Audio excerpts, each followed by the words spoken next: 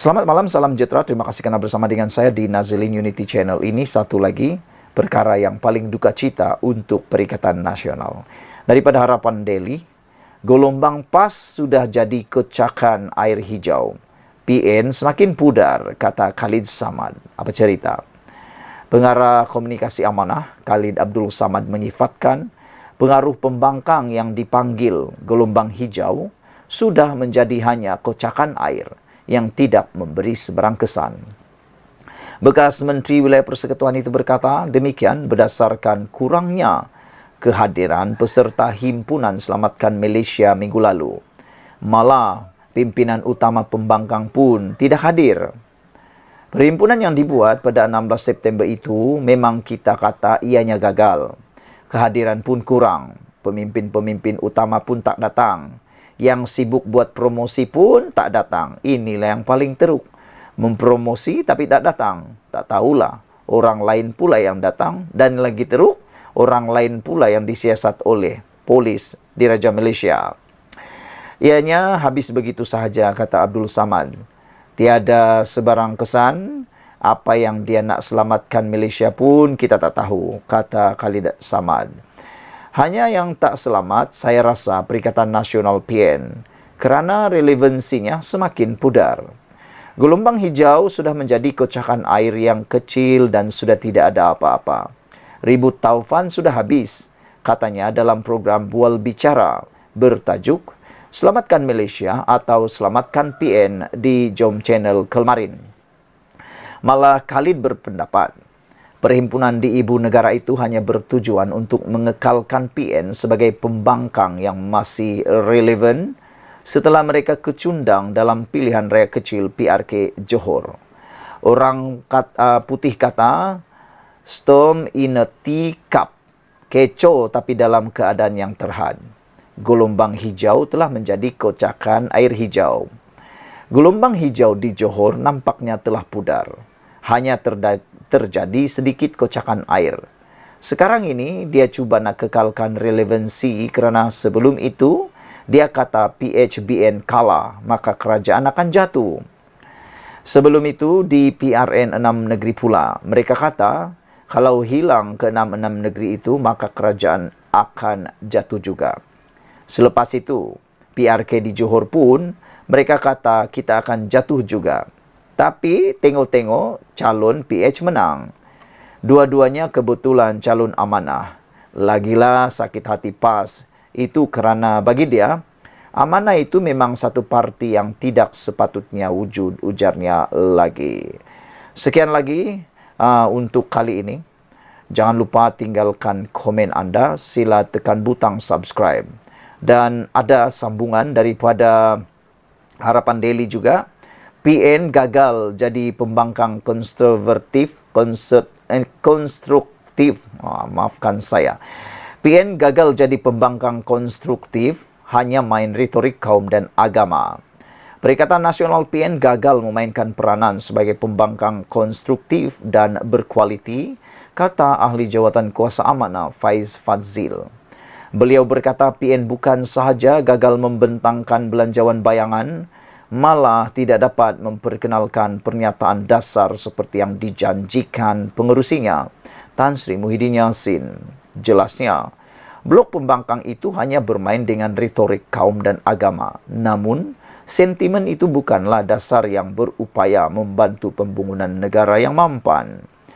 Ketika Pakatan Harapan PH duduk di kerusi pembangkang dahulu, belanjawan bayangan untuk tahun 2023 telah dibincangkan atau dicadangkan. Sepatutnya belanjawan bayangan adalah peluang terbaik pihak pembangkang menjalankan peranan semak dan imbang serta peluang untuk mengutarakan idea-idea bernas tentang pengurusan fiskal negara, katanya dalam kenyataan hari ini. Menurut Faiz, kegagalan PN memperkenalkan belanjawan bayangan dan polisi statement hampir 2 bulan selepas kabinet bayangannya dibentuk mendedahkan ketandusan idea pembangkang.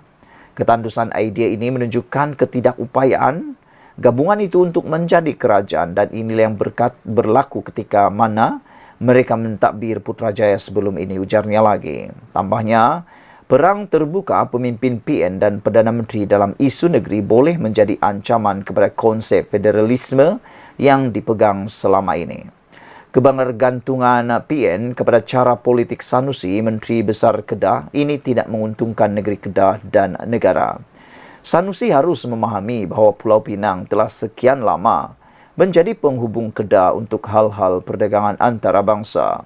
Oleh itu, Sanusi seharusnya lebih bertanggungjawab kepada rakyat Kedah dengan menumpukan aspek pentadbiran dan ekonomi dan bukannya berpolitik siang dan malam, katanya lagi.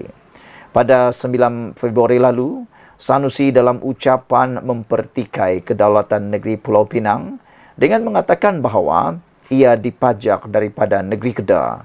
Susulan daripada itu, bekas Ketua Menteri Pulau Pinang, Lim Guan Eng, menyelar tindakan Menteri Besar Kedah berkenan dan meminta ditarik balik kenyataan tersebut. Sekian dulu untuk kali ini. Jangan lupa tinggalkan komen anda. Sila tekan butang subscribe. Malaysia kita punya, kita jaga sama-sama cintai Malaysiaku. Bye-bye. Selamat malam, salam sejahtera. Terima kasih kerana bersama dengan saya di Nazilin Unity Channel. Disangka Perikatan Nasional akan mampu menang pada PRU 16 akan datang. Rupa-rupanya PN akan bungkus habis pada PRU 16 nanti. Ini apabila seorang pemimpin daripada Amanah, iaitu Khalid Abdul Samad, menjangkakan, meramalkan dan menegaskan PN akan bungkus dalam PRU 16 jika PH dan BN kekal bekerja sama. Secara peribadi, saya melihat ada kebenaran kepada apa yang dikatakan oleh Khalid Abdul Samad ini. Kerana jika kita lihat kebelakangan ini, PH bukan saja semakin pulih dan kuat, bahkan ianya makin disukai oleh para penduduk Malaysia dan rakyat Malaysia. Bahkan kalau selama ini ada pengundi yang di atas pagar, kini mula menunjukkan minat kepada Pakatan Harapan. Kerana mereka dapat lihat bahawa Anwar Ibrahim yang kononnya dikatakan oleh Mahathir Mohamad tak boleh jadi Perdana Menteri, tapi akhirnya sekarang telah membuktikan kredibiliti dan juga kebolehan beliau menjadi Perdana Menteri, sehingga kan sekarang ini beliau telah mengorak langkah demi langkah, rekod demi rekod baru dicipta oleh Anwar Ibrahim, termasuk menarik pelaburan yang tak pernah orang capai sebelum ini.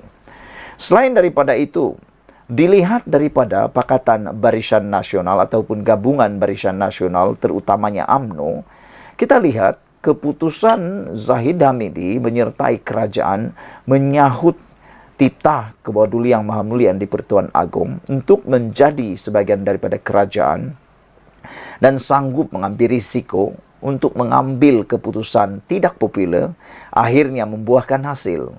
Jika dilihat dalam penganalisisan kita lihat Barisan Nasional sekarang mula pulih, terutamanya UMNO. Di mana-mana sekarang ini ahlinya mula hidup semula. Ahlinya mula membersihkan pejabat yang sudah kotor dulu. Ahlinya mula berkumpul semula. Ahlinya mula bermesyuarat semula. Bahkan mula percaya dan yakin bahawa mereka mampu menang pada PRU 16. Selain itu, UMNO, Barisan Nasional, mempunyai akar umbi yang kuat. Sama juga dengan Pakatan Harapan. Itu sebabnya apabila Khalid Abdul Samad mengatakan, kalau PHBN kekal bekerjasama, PN akan bungkus. Kerana kedua-dua bergabungan ini, khususnya Pakatan Harapan dan BN, serta UMNO dan juga parti-parti yang ada dalam Pakatan Harapan, mempunyai akar umbi yang kuat. Apapun yang jadi, pasti kedua-dua gabungan ini akar umbinya tidak akan goyang, tak akan goyang langsung. Ini bermakna mereka mampu kalau bergabung bersama pada PRU 16 nanti, memang tak ada peluang langsung Perikatan Nasional. Dilihat pula dalam Perikatan Nasional, khususnya Parti Bersatu, kita dapat lihat Parti Bersatu tidak mempunyai akar umbi sekuat parti-parti yang ada di Barisan Nasional juga di Pakatan Harapan. Kebanyakan akar umbi Parti Bersatu sebenarnya datang daripada PAS. Kalau tidak ada PAS, boleh dilihat Bersatu mempunyai kelemahan yang sangat besar, yaitu kekurangan akar umbi. Dapat dilihat dalam PRN 6 buah negeri baru-baru ini, termasuklah pilihan raya di Simpang Jeram dan juga di Pulai Johor. Dapat dilihat, kalau bukan PAS yang bergerak ataupun ada juga bergerak daripada parti-parti lain, tetapi lebih banyak digerakkan oleh ahli-ahli atau akar umbi PAS. Lihat saja, banyak kemenangan dicipta oleh PAS. Kalau dilihat dan dinilai pula, kebanyakan kemenangan yang dicapai oleh Perikatan Nasional dalam PRU 15 adalah dimiliki oleh parti PAS. Dan ianya mungkin disebabkan oleh pengaruh PAS, barulah Parti Bersatu menang. Kerana terdapat banyak isu untuk Parti Bersatu, khususnya Parti Bersatu dianggap dicop sebagai parti yang mengkhianat, yang mana telah pun menyebabkan Pakatan Harapan tumbang, kerajaan tumbang, dan telah menyebabkan langkah Sheraton, menyebabkan ketidakstabilan politik pada waktu tersebut. Khalid Abdul Samad mengatakan bahawa sebenarnya PN sedar dalam PRU 16 nanti, sekiranya PHBN benar-benar dapat mengukuhkan kerjasama antara sesama ahli dan memahami hikmah gabungan, maka kedua-dua parti ini akan menentukan PN bungkus pada PRU 16 nanti, katanya lagi. Sekian dulu untuk kali ini. Jangan lupa tinggalkan komen anda. Apabila Khalid Samad juga mengatakan bahawa sebenarnya PN itu hanya kecoh sana-sini, namun tiada apa yang boleh dicadang atau ditawarkan oleh mereka, kata Abdul Samad. Kemenangan yang PN capai dalam PRU 15 ini akan kita dapat reverse kerana mesej daripada mereka nampak macam tidak ada benda apa-apa. Kecoh sana-sini, kecoh sana, kecoh sini, tapi tak ada apa yang mereka boleh cadang dan tawarkan. Maka mereka adakan perhimpunan pada 16 September lalu untuk menaikkan semangat ahli dan juga relevansi parti. Malangnya, himpunan itu gagal, ujar beliau lagi. Sekian dulu Malaysia kita punya. Kita juga sama-sama cintai Malaysiaku. Bye-bye.